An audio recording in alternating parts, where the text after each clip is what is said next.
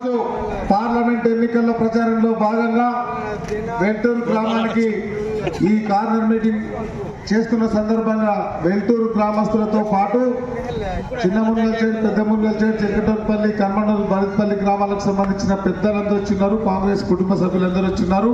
వారికి వేదిక మీద ఉన్న నాతో పాటు ఈ కార్యక్రమంలో పాల్గొంటున్న ఎంపీపీ రఘు, మరి దాంతో పాటు అన్న శ్రీనివాస్ రెడ్డి గారు, మరియు రామచంద్రయ్య గారు ఎంపీటీసీ, మాజీ సర్పంచ్ బాలచంద్రయ్య గారు, సుధా నర్సింగ్, డాక్టర్ శ్రీనివాస్ గారు, బాలచంద్రయ్య గారు, బాలచంద్రయ్య గారు, వివేక్ గారు, రవి గారు, మిగతా అందరూ నాతో పాటు ఏమైతే తెలియదు వచ్చిన వాళ్ళందరికీ ఫస్ట్ ప్రత్యేక ధన్యవాదాలు తెలియజేసుకుంటున్నా.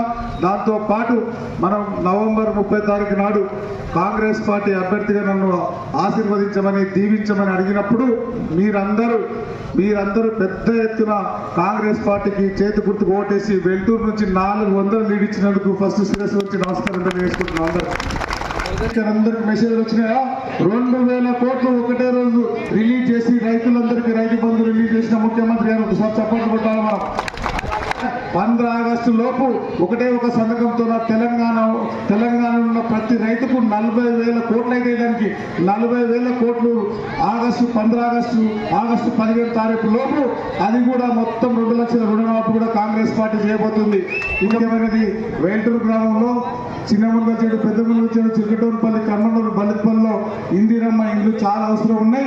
ఇందిరమ్మ ఇండ్లు కూడా ముఖ్యమంత్రి గారు 3,500 ఒక్కొక్క నియోజకవర్గానికి ఇచ్చిండు. మనకు కూడా 3,500 ఇంటి ఇచ్చిండు. ఈ ఎలక్షన్ చేయగుర్తు మీద గుద్దితే కారు నొట్టను పడి దాని డ్రైవర్ ఇంటికి పోయిండు, ఓనర్ అడ్డుపోయిండు, బిడ్డ తిహార్ చేయకపోయింది. ఒక్క ఓటు కూడా వేయద్దు. టీఆర్ఎస్ పార్టీకి ఒక్క ఓటు వేసినా మన వెల్టూరులో మోర్లు వేసినట్లే.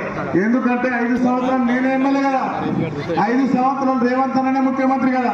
మళ్ళీ మధ్యలో గెలిచి ఏం పొడుస్తారు? పని పాట లేదు కాబట్టి ఆ ఓటు వేస్ట్ అవుతుంది. మీరు గౌరవ మల్లు రవి గారికి ఓటేస్తే, చేయి గుర్తుకు ఓటేస్తే ఆయన గురించి చక్కగా ఢిల్లీకి వచ్చి చేయెత్తాడు. చేయెత్తితే ఇందిరమ్మ మనవడు, తెలంగాణ ఇచ్చిన సోనియమ్మ కొడుకు ప్రధానమంత్రి అవుతాడు.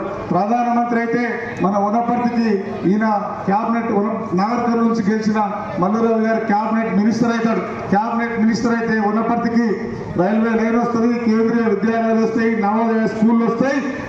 నాకు వచ్చిన 3,500 ఇళ్లతో పాటు మనం ఆడ గుడి కట్టి మనకు అక్షంతలు పంపిస్తే అక్షంతలతో మనకు పెన్షన్లు వస్తాయా, రేషన్ కార్డులు వస్తాయా, ఇండ్లు వస్తాయా, డ్రైన్లు వస్తాయా, ఏమొస్తాయి? ఆ అక్షంతల పార్టీకి మనం ఎందుకు ఓటేయాలి? రామాలయం కడితే మేము చేసారు. 10 సంవత్సరాలు ఇక్కడ కేడీ ఉన్నాడు కదా ముఖ్యమంత్రి, 10 సంవత్సరాలు అక్కడ మోడీ ఉన్నాడు ప్రధానమంత్రి.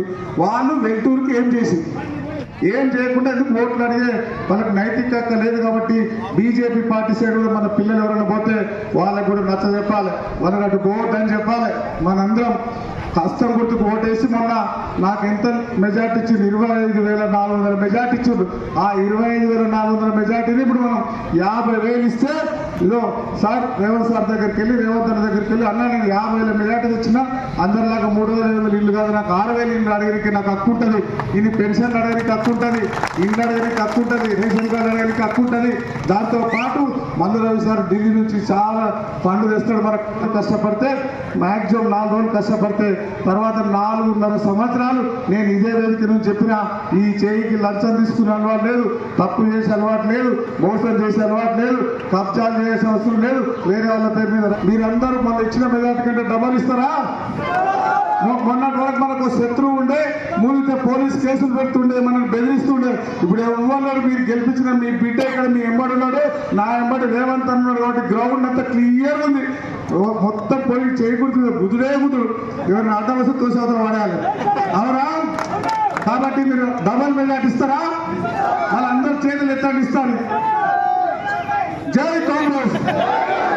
బిడ్డ మీరు గెలిపించుకున్న వెల్టూరు బిడ్డ మీ పెద్ద మంది మేఘారెడ్డి మీకు 5 సంవత్సరాలు నీతిగా నిజాయితీగా సేవ చేస్తా కాబట్టి మీరందరూ ఆశీర్వదించాలి. మొన్న ఎమ్మెల్యే ఎలక్షన్ లో పెద్ద మెజార్టీతో గెలిపించింది నన్ను.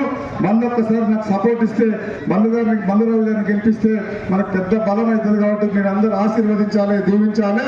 13 తారీఖు